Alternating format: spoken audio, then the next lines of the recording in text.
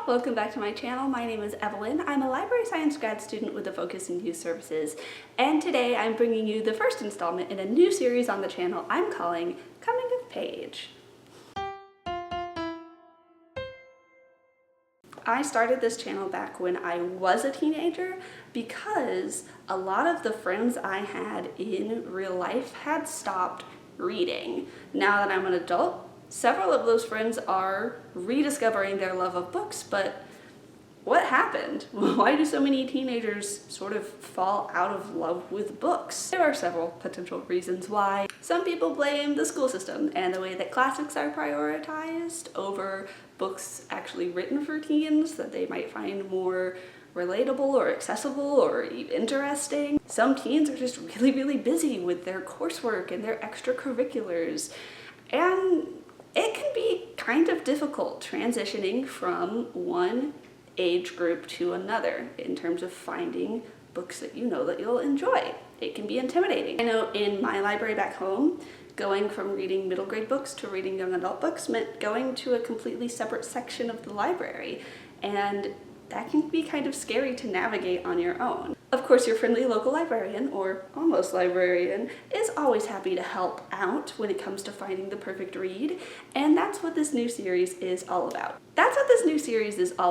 In Coming of Page, I'll be picking one middle grade novel that I really love and recommend that I think you or a child in your life may have also read and enjoyed, and then highlighting 3 young adult titles that I think have similar vibes. They're read-alikes. I'll be highlighting what they have in common and what is so great about all 4 books. So let's jump right into things with our first middle grade novel, The Last Mapmaker by Christina Soontornvat.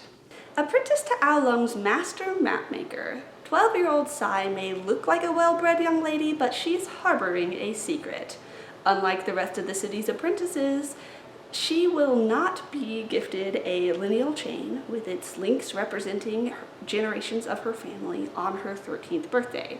Sai's sole link to the past is her criminal father, who would only be able to afford one of the golden chains if he scammed the money off someone. When Master Payun asks Sai to join him on a voyage past the edge of existing maps, she eagerly agrees, hoping to find a fresh start somewhere else in the Empire.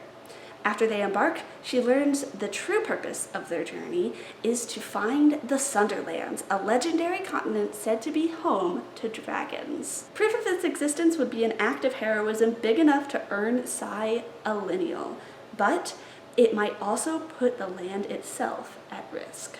If you enjoyed embarking on a rollicking sea adventure alongside Sai, then you may enjoy one of these 3 young adult novels. If you resonated with The Last Mapmaker's themes of respecting the balance of nature, or if you just want more dragons, then I think you'll enjoy Dragonfruit by Makiia Lucier.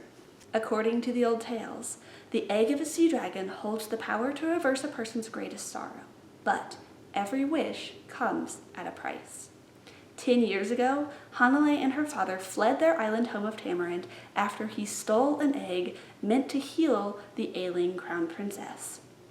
In the years since his death, Hanalei has studied sea dragons, hoping to better understand the creatures that saved her life. When she spots a female sea dragon bearing dragonfruit in the wild, she returns home to lead the prince on a journey to find the eggs before they can fall into the wrong hands. This standalone fantasy novel is a pretty perfect introduction into young adult fantasy. It's fast-paced, it has a very interesting magic system that is inspired by Polynesian culture, there's dragons. Honestly, need I say more? We love dragons here on the channel, and I found Hanalei's journey to discovering the secrets of the sea dragons to be a fascinating one. Similarly to Sai in The Last Mapmaker, Hanalei struggles a lot with the moral implications of searching for the dragon fruit. On the one hand, it may be the only way to save the princess, and Hanalei herself was saved by consuming a dragon fruit. But on the other hand, there is potentially a terrible cost to pay, and the other people who are searching for it definitely are not searching for the right reasons. If you were intrigued by The Last Mapmaker's themes surrounding the power of language, then you might enjoy The Reader by Traci Chee. Sephia lives in a world without writing, where stories of pirate captains and secret societies are passed down, person to person, telling by telling, only as long as they can be remembered. When her Aunt Nim is kidnapped by the same mysterious strangers who killed her father, Sephia sets off on a journey to rescue her, armed only with the strange, symbol-filled object her parents left in her care. As Sephia teaches herself to read these symbols, she begins to slowly decipher the secrets of the object. This is a book, and there are some dangerous people who would love to get their hands on the stories written inside it, because in Kalena, words really are power. This is the first book in Traci Chee's Reader trilogy. The other two books, The Speaker and The Storyteller, are both already out. I read and loved this series as a teen, so it has the endorsement of at least one past teenager. And I think other teens will really enjoy it as well. I will say this one is a lot more violent than Dragonfruit, so reader be warned. But if you are a love of storytelling or like interesting narrative choices, I think you will really enjoy this series for the way that it incorporates the stories from the book within a book into the larger narrative. It's expansive is the best word to describe it, and I love it a lot. If you are intrigued by the anti-imperialist themes of The Last Mapmaker and feel ready to dive a little deeper, I think you'll enjoy The Mermaid, the Witch, and the Sea by Maggie Toduka-Hall. When Flora and her brother joined the crew of the Dove, she took on the distrusting, unfeeling identity of Florian in order to survive life on the ship. On their latest voyage, Florian is assigned to watch over Lady Evelyn Hasegawa, the daughter of nobility, on her way to marry a complete stranger. A former urchin, Florian resents all imperialists, so he's surprised when Evelyn takes him under her wing, treating him kindly and even teaching him how to read. Unbeknownst to its passengers, the Dove is really a pirate ship, preparing to sell them all into slavery.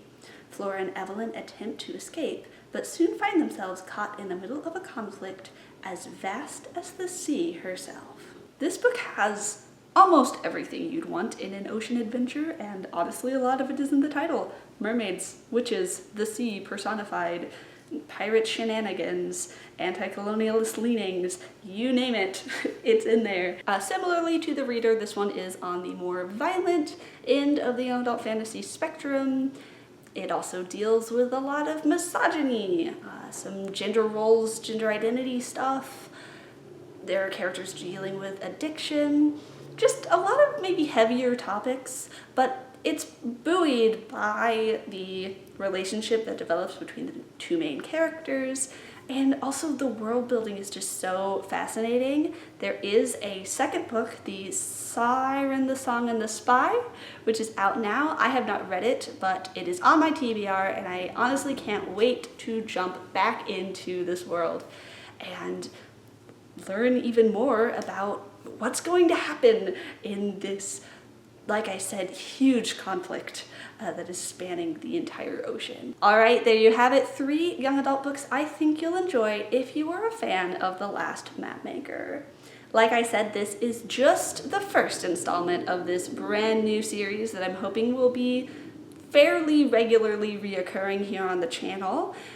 Is there a middle grade book you would love to find some young adult read-alikes for? If so, leave a comment down below and I will get right on that for you. With that being said, my name is Miss Evelyn. I have loved being your almost librarian today, and I'll see you real soon. Goodbye.